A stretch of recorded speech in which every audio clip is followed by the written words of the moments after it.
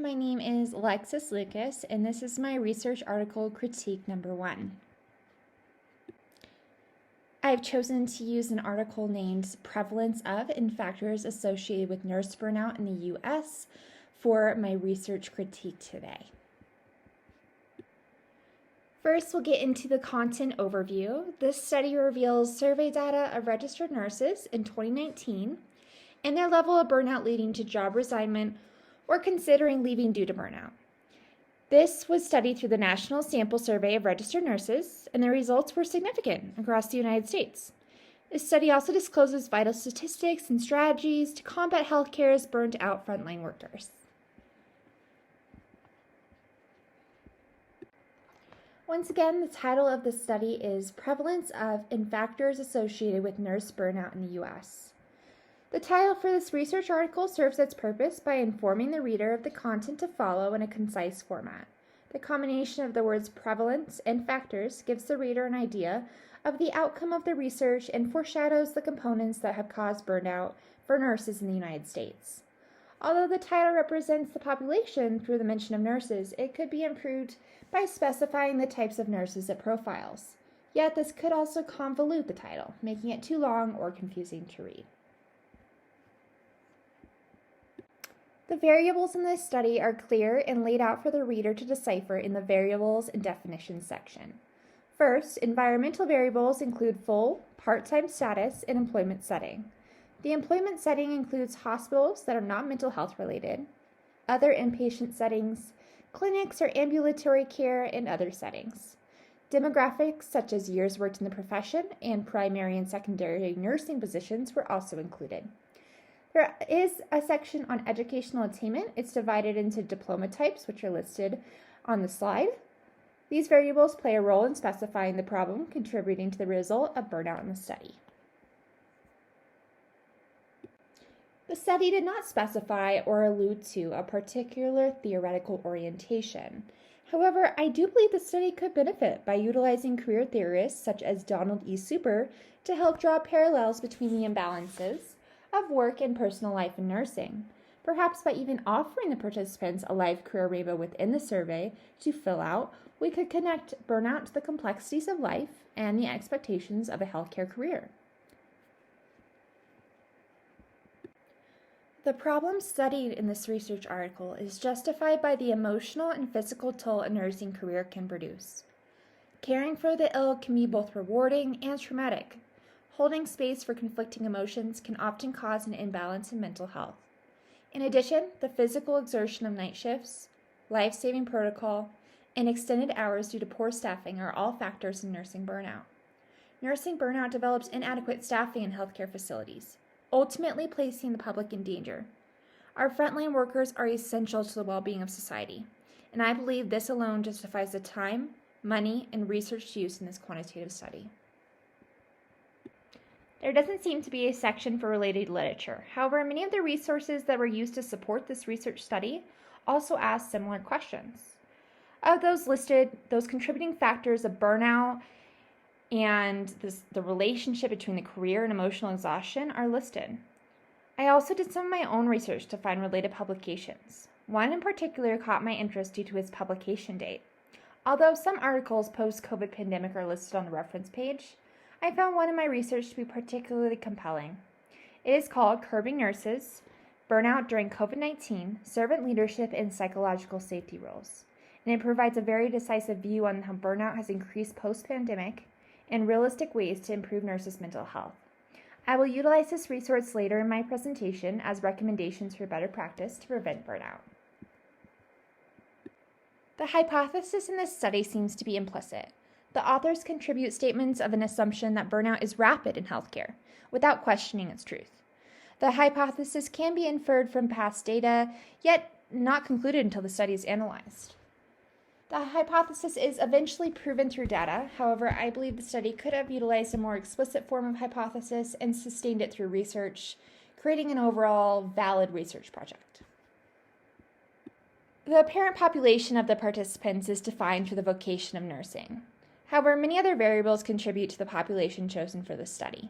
The total sample number was 3,957,661. And as I specified in the section on variables, multiple factors separated the participants into the results. This included their job setting, academic level, full part-time status, and in addition, the participants for the study were polled using a cycled survey of healthcare professionals through the Department of Health and Human Services. This allowed the sampling to be generalized and overall avoided bias. 2 questions were added to the National Sample Survey of Registered Nurses in 2018 to gather the data for this study. This was the 10th cycle of this survey from the United States Census Bureau, and these 2 questions had content that assessed burnout and other reasons the professional was leaving or planning to leave their nursing career. However, the study does not outright say what these questions were. There was a cutoff date of December 31st, 2017 used for the nurses who resigned the previous year, and a follow-up question for those who answered no to whether they resigned or not. This question was, have you ever considered leaving the primary nursing position you held on December 31st, 2017?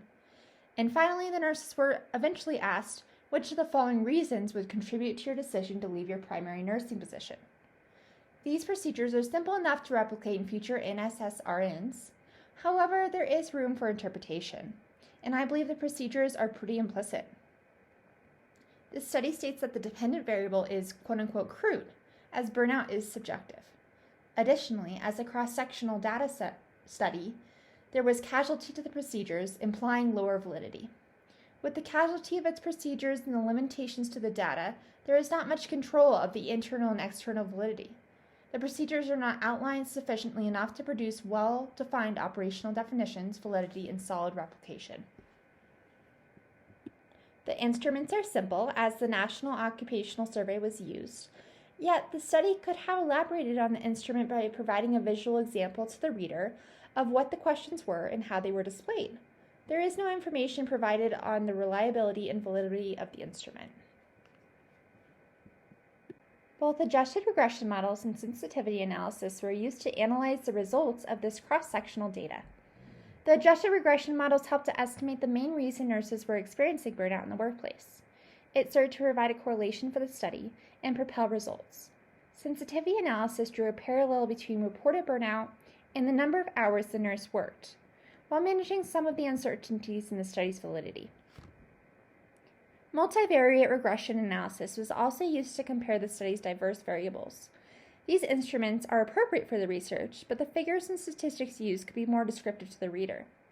With better definitions and labels, it would be more approachable to anyone. When providing analysis, the report provided 2 figures and 2 tables. The tables and figures gave some direction as to what was being presented, but the amount of statistics made it very difficult to read. There were abbreviations to provide more in-depth information to the reported variables, but it did not follow any order of operations used to produce the data. The results stated that 9.5% of polled nurses left their most recent nursing position before December 31st, 2017. Of this 9.5%, 31.5% considered burnout a significant reason for their departure. Furthermore, 43.4% of nurses who had considered leaving their position would attribute burnout to their consideration. These statistics are the weighted samples of the nursing population and do not identify the location, the part or full-time status, or department worked in. However, the results go into details and figures in the results section, allowing the reader a broader perspective of the contributing factors to nursing burnout. The workplace variable proved to be very significant in nurse burnout, with hospital settings accounting for twice as high as the number of nurses experiencing burnout in other settings. As one would anticipate, full-time nursing positions were experiencing more significant burnout rates than those who worked part-time hours. When the study was published in 2021, the results from 2018 and cross-reference data from the past identified an increase in burnout in the healthcare profession as the years pass.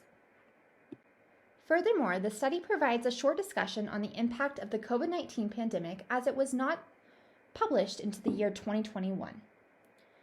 It offers suggestions to decrease the further prevalence in an ever-changing and challenging environment. The main point made in the discussion is the importance of legislation for registered nurses in each state. Both California and Massachusetts recorded the lowest rates of burnout, which can be attributed to the regulations those states have when it comes to staffing ratios. Moreover, sleep deprivation and shift work contribute heavily to burnout rates, and possibly restructuring nursing work roles could mitigate this for the benefit of emotional health and high-quality patient care. On top of state litigations, nursing unions, and healthcare regulations, my research led me to the importance of quality workplace management. In the study, Curbing Nurses, Burnout During COVID-19, Servant Leadership and Psychological Safety Roles, I referenced in the related literature section, servant leadership serves to be an important factor in a fulfilling nursing position. The article attributes well-rounded leaderships to a powerful partnership between the nurse and management, allowing conversation on mental health and overall personal support in an often emotionally tumultuous environment. I personally believe that with better support, work rules, fair wages, and diverse access to mental health care, we can reverse the projection of nurse burnout and keep our population and frontline workers happy and healthy. These were the references that I used for my presentation. Thank you so much for listening. Have a great day.